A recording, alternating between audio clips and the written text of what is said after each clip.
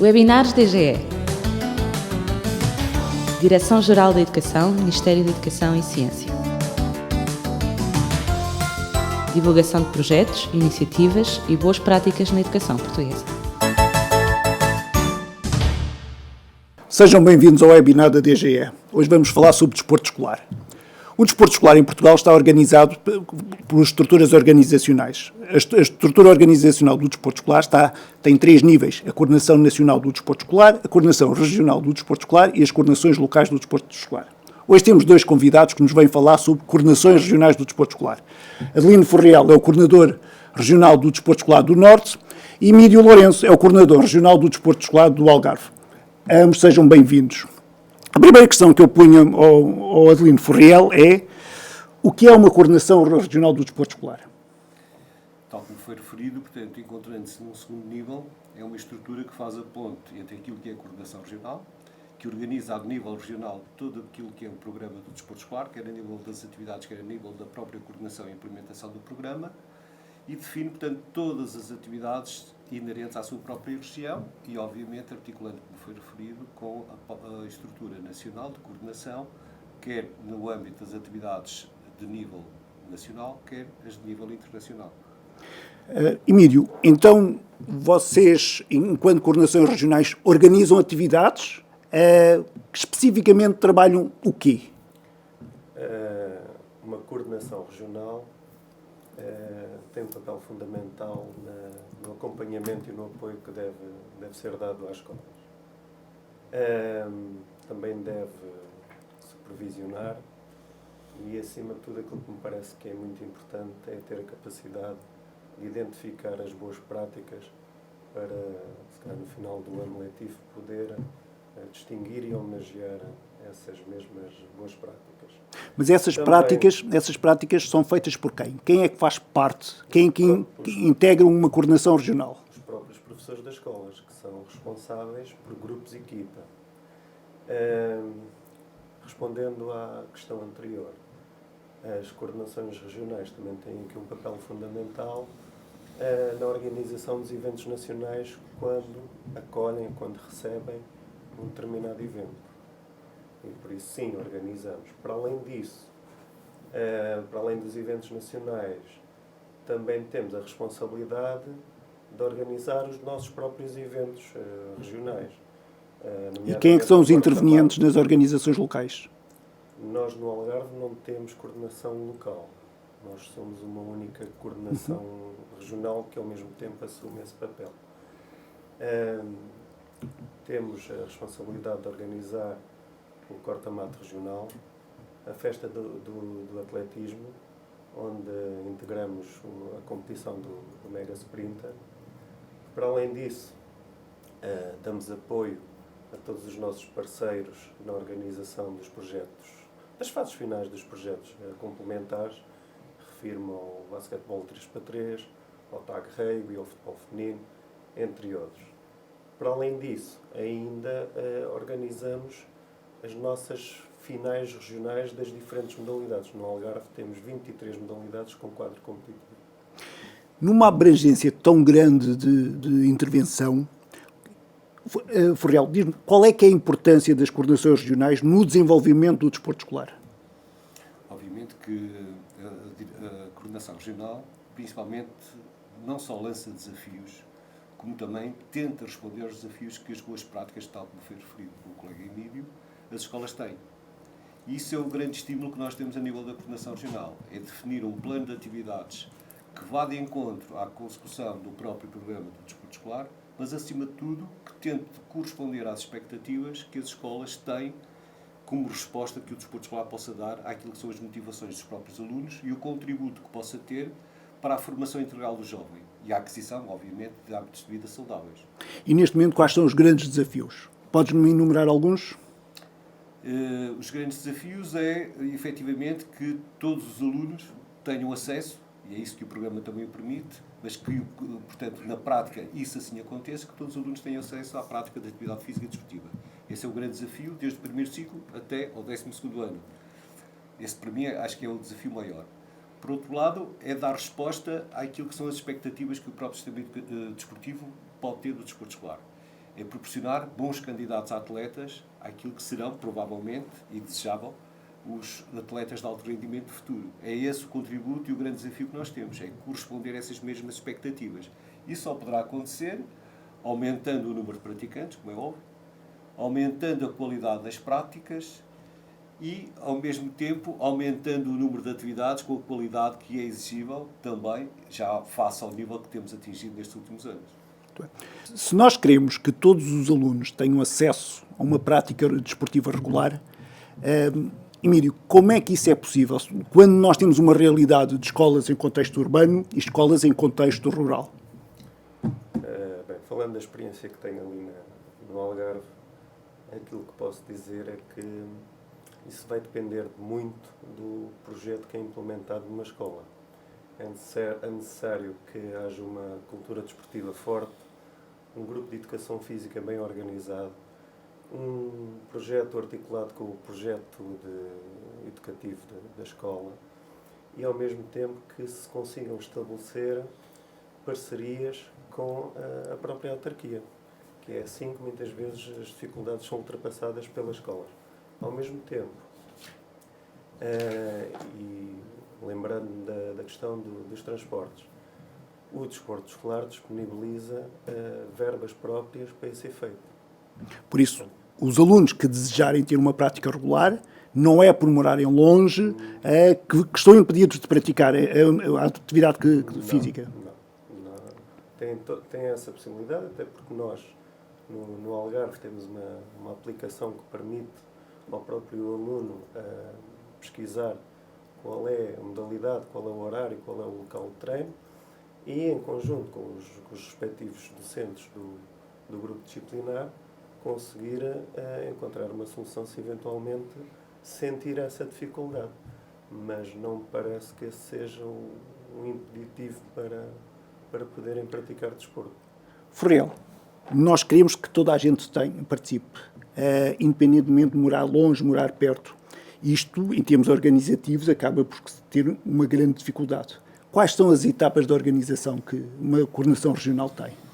Primeiro é tentar, fruto até da experiência do passado, motivar as escolas para que a organização das suas próprias atividades tenha resposta no seu exterior. Ou seja, com outras escolas que seja passível de haver atividades comuns, nomeadamente as modalidades desportivas e os escalões em que elas são desenvolvidas e o próprio género. Por outro lado, há necessidade da própria escola também se capacitar, no sentido que a organização dos semanários horários dê resposta a essas mesmas necessidades. Ou seja, que exista uma compatibilidade entre o horário de disponibilidade dos alunos, docentes e recursos físicos, ou seja, as instalações, principalmente as desportivas. Se assim for, na escola, pelo menos, estão reunidas as condições de prática. E tal como foi referido pelo Emílio, há necessidade de haver um corpo docente também motivado. E, se me é permitido também, aqui nós acho que temos professores extremamente motivados.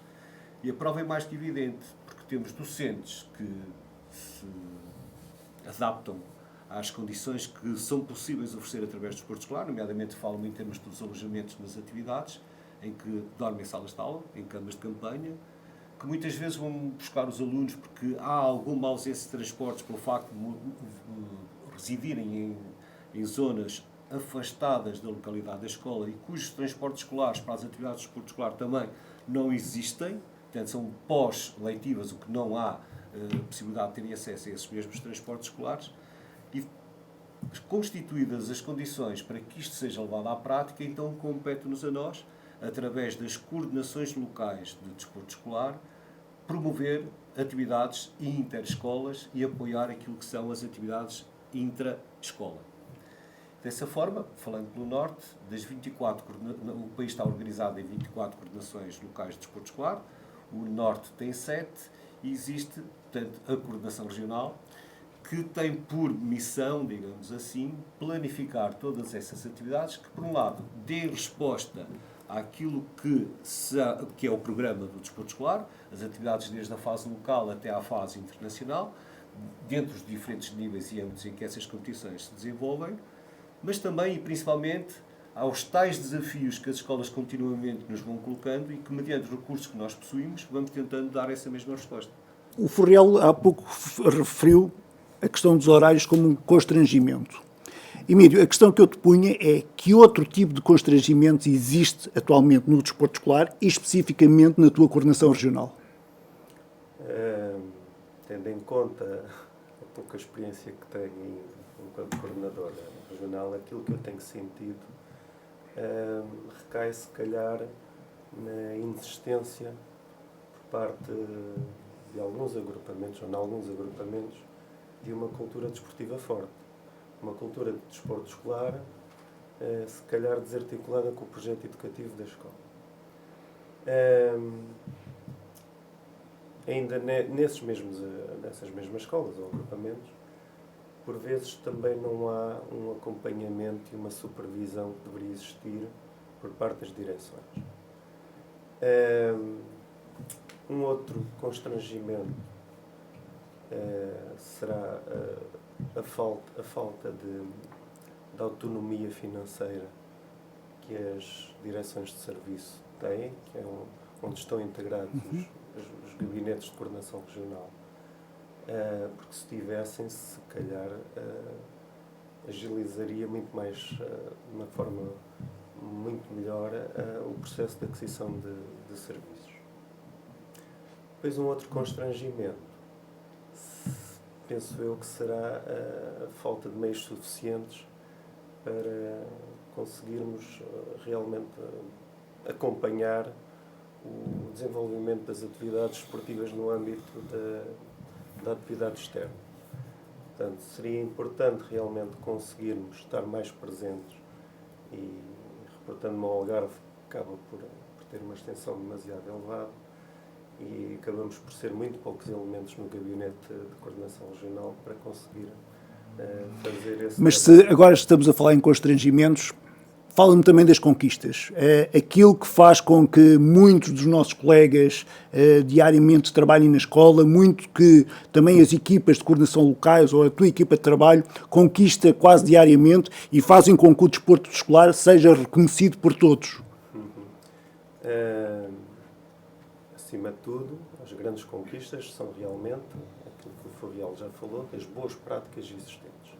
Que há muito boas práticas no Algarve. Uma das nossas conquistas, que se torna também uma expectativa para este ano, é o desenvolvimento do desporto adaptado na região do Algarve. Era uma área que estava pouco explorada e que tinha muito pouca expressão. No ano passado tínhamos apenas um grupo de equipa de Bóssia. Deixa-me só interromper por isso. Além da equidade de todos os alunos poderem ter acesso, independentemente de onde vivam, a questão da inclusão também é uma aposta vossa. Muito. E para além da questão do desporto adaptado e dadas as características da região, uma das nossas expectativas e uma das nossas conquistas é precisamente ver que há uma certa tentativa de desenvolver os desportos náuticos na orla marítima. O aproveitamento do espaço físico e do espaço contexto. Exatamente. Furriel, conquistas. Além de, há pouco falaste em alguns constrangimentos, mas também falaste no conhecimento que também as escolas e no reconhecimento que também existe sobre a importância do desporto escolar. Fala-me de conquistas. Conquistas são enormes. É quando chegamos ao final de uma atividade e sentimos na cara dos jovens praticantes, dos alunos que participaram nessa atividade, o ar de felicidade. Isso é a grande conquista, é sabermos que realmente contribuímos não só para a felicidade, que era o momento que eles estavam a viver, mas para a formação desse próprio jovem. Por outro lado, outras conquistas podemos ter, fruto do trabalho e das experiências vividas e volto a referir os tais desafios que as escolas nos fazem. Tentamos dar resposta àquilo que foram os constrangimentos do momento, nomeadamente, há pouco foi de certo modo abordado, um aluno deseja praticar uma modalidade que a sua escola não faz oferta, a própria organização de desporto escolar movimentou-se no sentido de facultar o acesso a essa mesma atividade. Então, um aluno que esteja numa escola, que essa escola não tenha oferta desportiva, permite que o aluno vá para outra escola. A escola onde ele está matriculado não faça essa mesma oferta.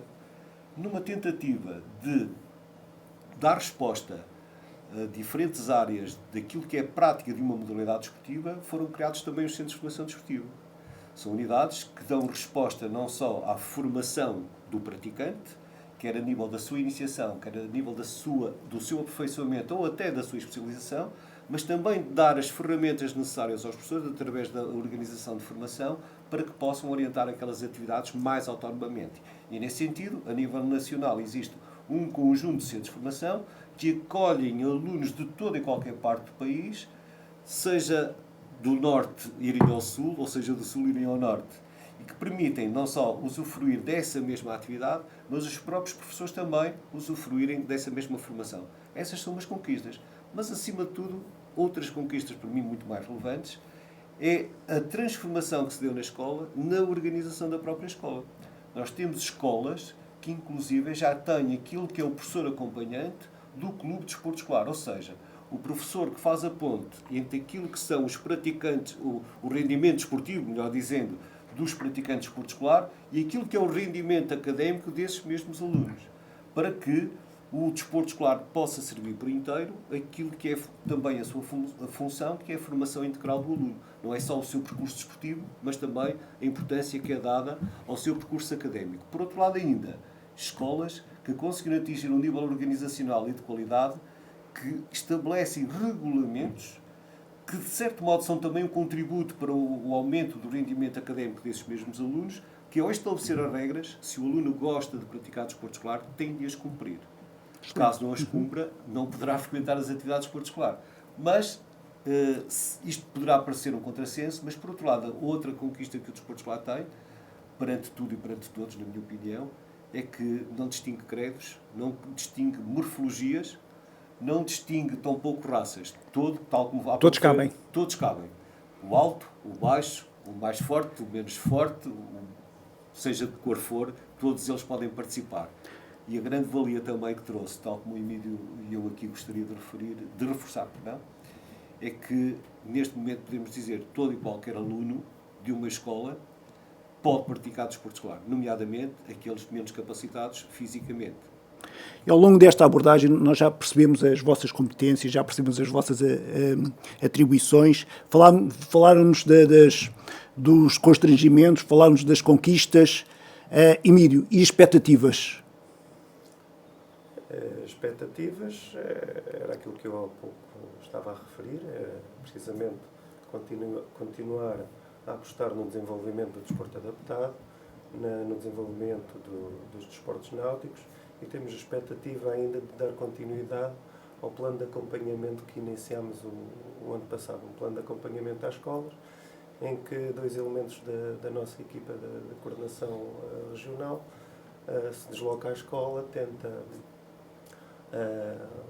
falar um pouco com os colegas, principalmente com o coordenador de desporto escolar de cada agrupamento. Tentamos ali identificar, acima de tudo, as boas práticas.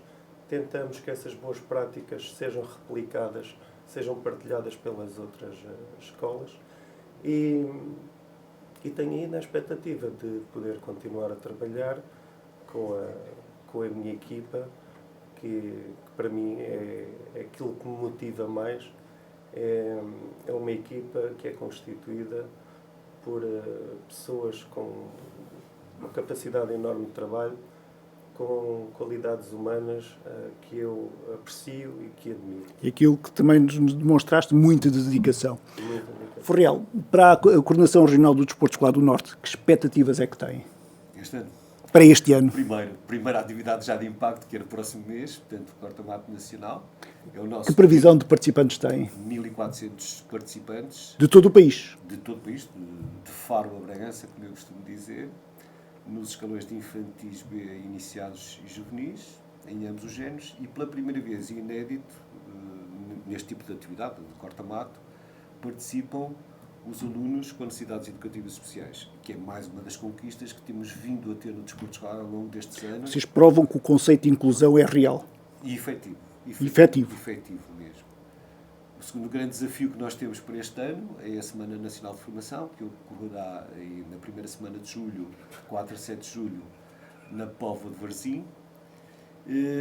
Para além daquilo que é o nosso vastíssimo plano de atividades, em que temos 37 modalidades nos diferentes escalões e género, em que há um planeamento regional que é operacionalizado a nível local, dando resposta àquilo que são todas as atividades de desporto escolar. Tal como o Emílio referiu, efetivamente a expectativa é que estejam ainda reunidas melhores condições para que o programa do desporto escolar possa ser coordenado e operacionalizado com os recursos, principalmente humanos, que são necessários, e na esperança que a atividade de nível 1, a dita atividade de intramuros, cada vez cresça mais, e se calhar vamos ter de repensar aquilo que é a prática da atividade interescolas, porque efetivamente, face até à informação de retorno que nós temos dos nossos professores, 3 tempos de treino por semana é muito pouco para aquilo que atualmente já o nível que foi atingido nas escolas deu uma resposta de maior qualidade. É a qualidade possível e, no meu entender, boa qualidade. Temos ótimos professores, temos ótimos diretores, temos ótimas escolas. Isso tem-se refletido, inclusive, nas participações internacionais que o desporto escolar tem tido, cujos resultados têm sido inequívocos e de grande qualidade. Muito obrigado pelo vosso contributo. Espero que tenham ficado a conhecer mais sobre o desporto escolar. Até à próxima oportunidade.